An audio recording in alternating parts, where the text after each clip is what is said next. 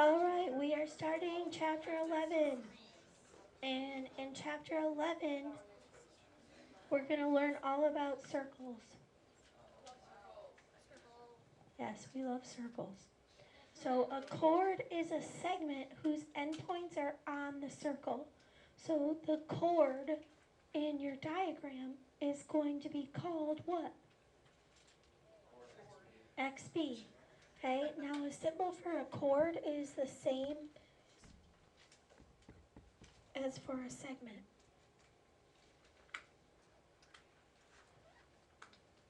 Okay, and then a secant is a line that intersects a circle at 2 points.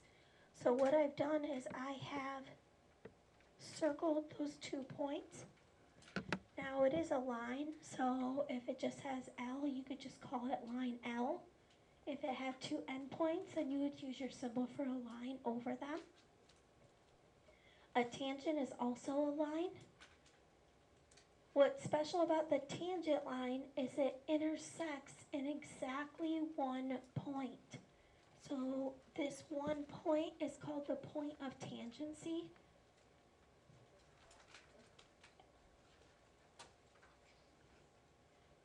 In pre-calculus, we're actually doing some things with tangent lines right now to find derivatives. So that tangent line definition is going to come in handy.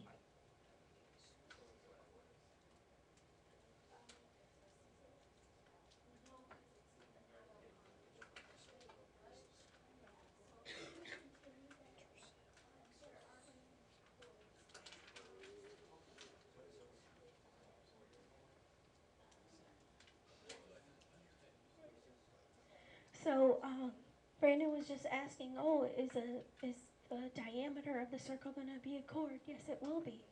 They're also going to be, within the secant lines, you are going to have a chord that is a part of the secant line. So for example 1, we're going to identify each line or segment that intersects the circle L. So we're going to start with the chords.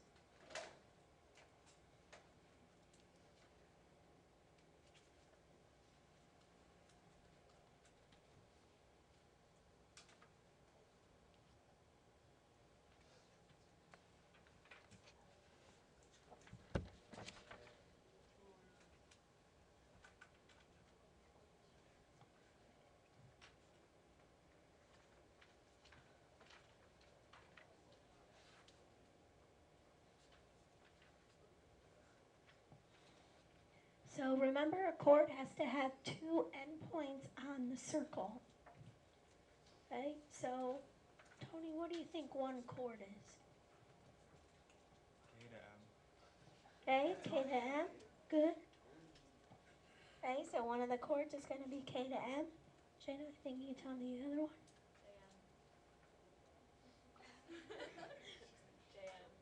JM is correct.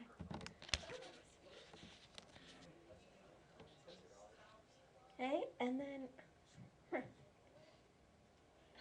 remember that they have the chords. Somebody said, tell me why. That's why I'm laughing. Tell me why.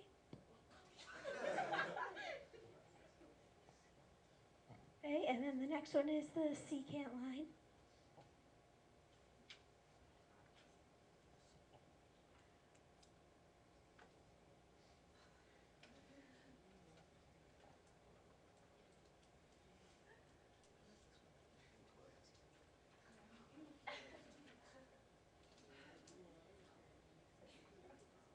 Okay, so remember that the secant is a line that's going through, right?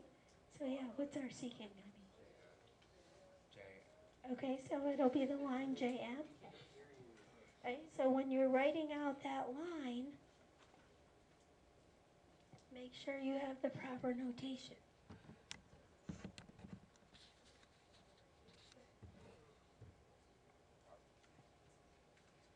Now the next one says radii, and that's because there's more than one place where you can see the radius.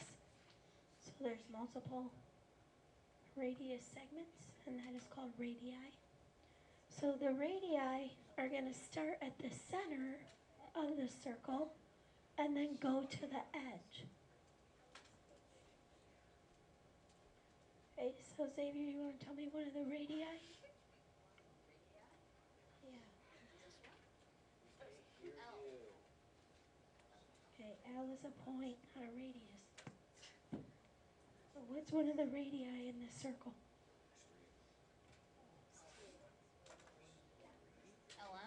LM is correct.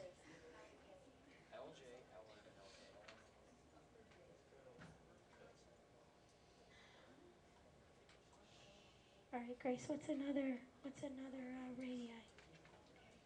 Good, LK. And then Aiden, what's the last one? Good. Okay, so LJ, LK, LM are all of your radii. Okay, good job. Now the tangent line is the one that's going to be on the outside. Okay, so then on the outside, that line, what are we going to call it? Because it just has one, line M. Okay, so the tangent line is going to be M.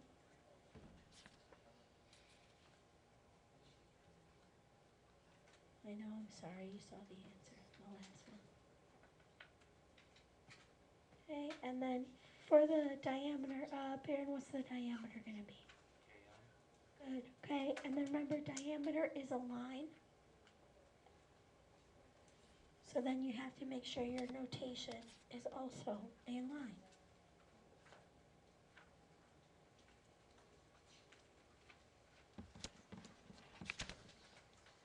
All right, and then let's go to the next page.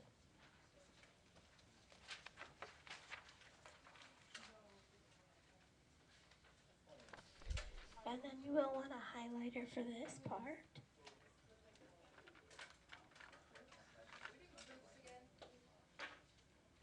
Not necessarily.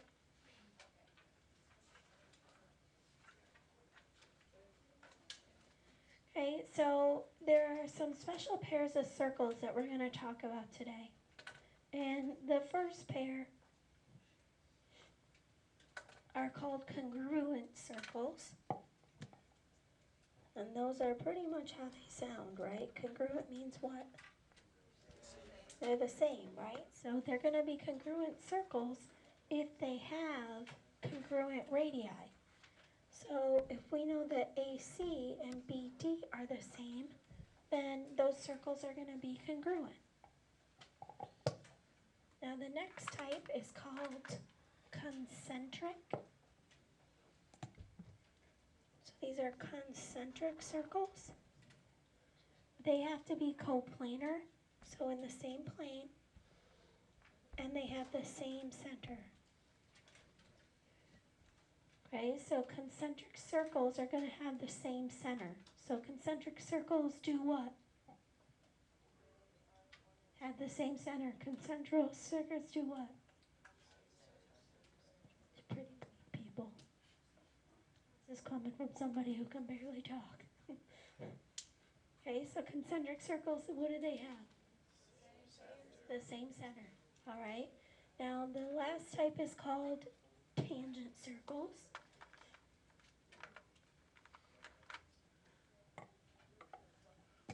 And tangent circles are going to be circles that intersect at exactly one point. So it's really similar to that tangent line.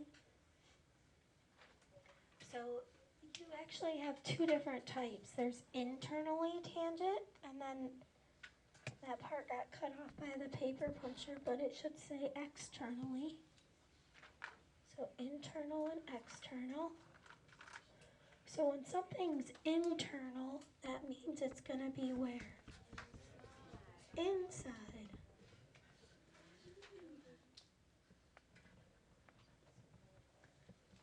Okay, so I'm just showing you here, this would be like your 1 point. If they're externally, then they're going to be tangent on the outside.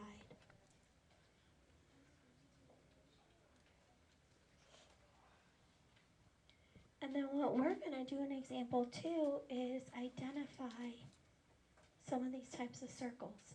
So we're going to find the length of each radius for each circle.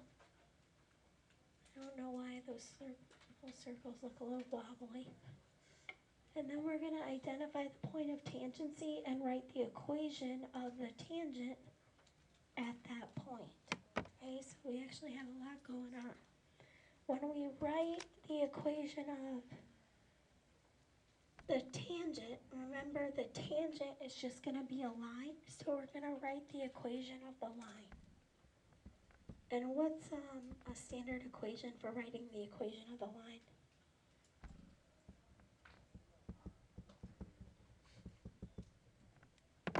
What's a standard form for a line?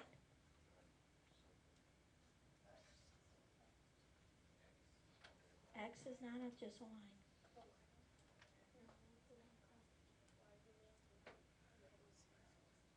If you have a line, if you have a linear function, what is it? Okay, y equals mx plus b, right? Right, y equals mx plus b, you have your slope, you have your y-intercept.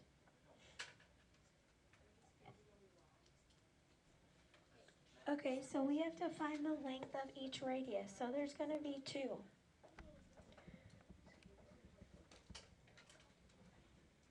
Okay, so for circle R, we can calculate the radius by counting from the center to the edge. And really, you can do that with the center to any edge. But this one's actually pretty simple to calculate, right? What's this one going to be? Be 2. Be 2, right? For R, 1, 2. And then, yeah, you're going to have circle S, which is 1.5, right? So you have the half here, and then the 1. Or you can look at it as 1 and then a half. Okay, so we did the first one. We found the length of each radius. Now we have to identify the point of tangency.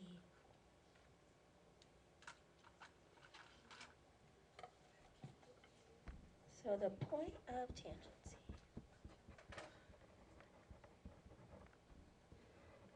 So basically, you're just finding the point where what happens. Yeah, where the 2 circles are going to touch, right? Because they only touch in one point.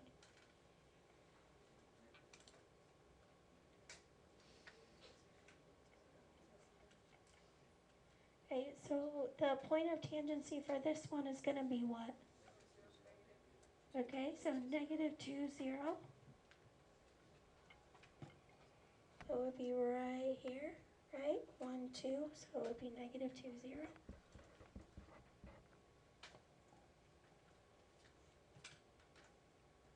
And now the last thing we're going to do is write the equation of the tangent at this point. So we're writing the equation of that line. Now, this line is special. I'm going to draw it.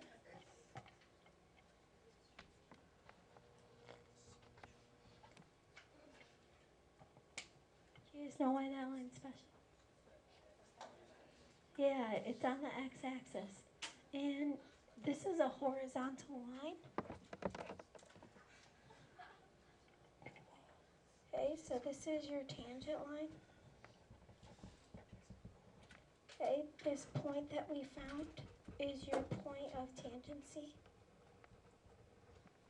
Do you guys know how to write that as an equation?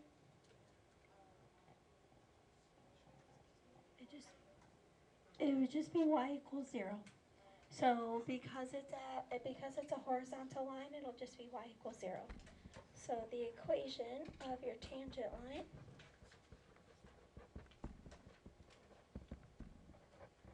is y equals 0, and that's because it's a horizontal line. Okay, so your slope is 0, your y-intercept is 0, which is why it's just going to be y equals 0.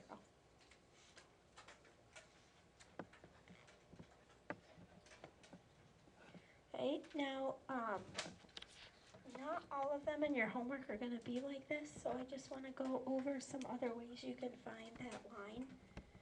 So anytime you're trying to find the line, you can think of it of the form y equals mx plus b. And that's if you have a slope and a y-intercept that's not 0 or undefined, but you do have special lines. So any horizontal line has a slope of 0. Did you guys ever learn that if it's horizontal, you can make the z for the 0? That's how you can remember. Because if it's vertical, what's your slope? Undefined, and then you can make your u for the undefined.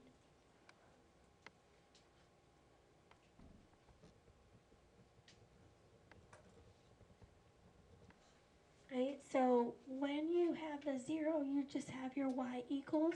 When you have a vertical line, you have what?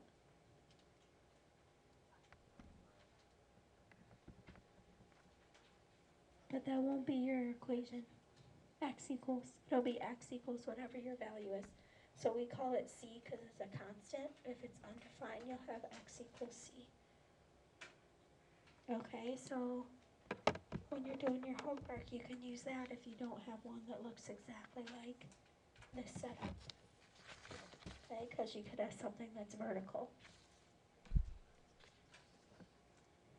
Oh, this is why you asked me about the proofs, right? Because of the theorems.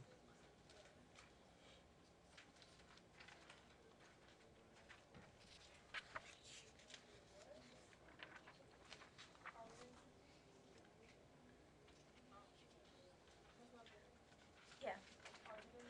No.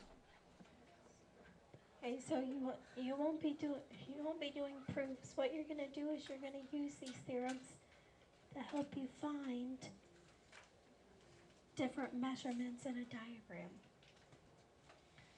So the first theorem says if a line is tangent to a circle, then it is perpendicular to the radius drawn to the point of tangency. So the line that's tangent to the circle is going to be perpendicular to the radius.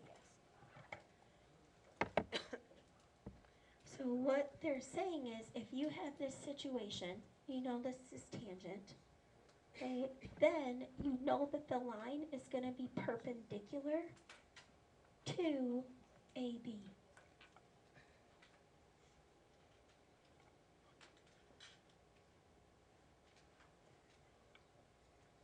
Now the next one is saying if you know that the line is perpendicular, then you know it's a tangent line. So really it's just the converse of the one above it. So if you know that the line is perpendicular to the radius, then that's going to prove that the line is tangent to the circle. So if you're given that it's perpendicular, you know that it's tangent. If you're given that it's tangent, you'll know that it's perpendicular.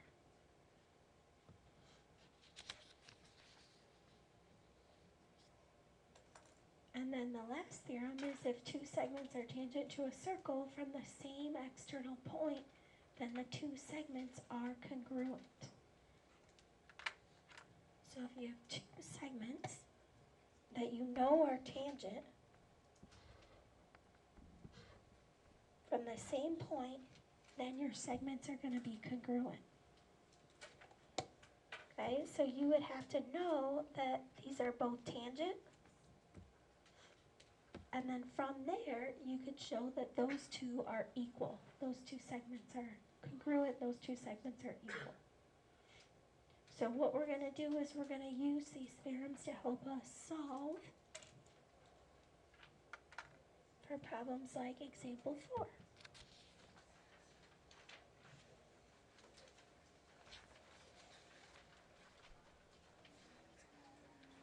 Okay, so it tells you that HK and HG are tangent. So we know that these two are tangent to circle F. Now we just read that if both of these are tangent, what do we know about them? They're going to be congruent. So if HK is congruent to HG, what I can do is set these equal to each other, and I can solve for A.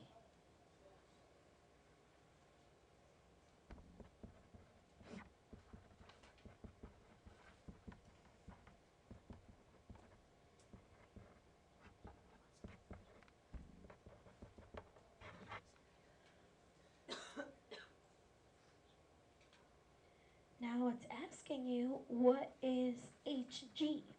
So now that we know what our value of A is, what are we going to do with that value? Yeah, we're going to plug it back in so we can find that length of HG.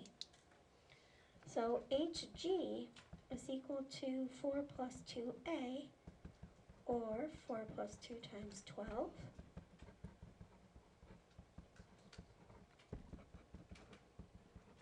So the length of HG is going to be 28.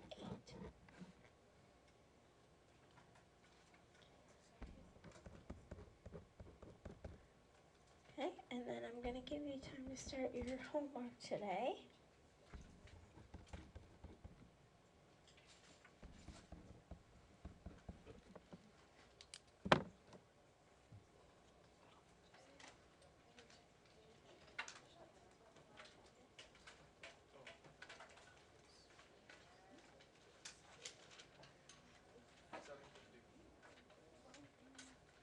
And it's on page 751.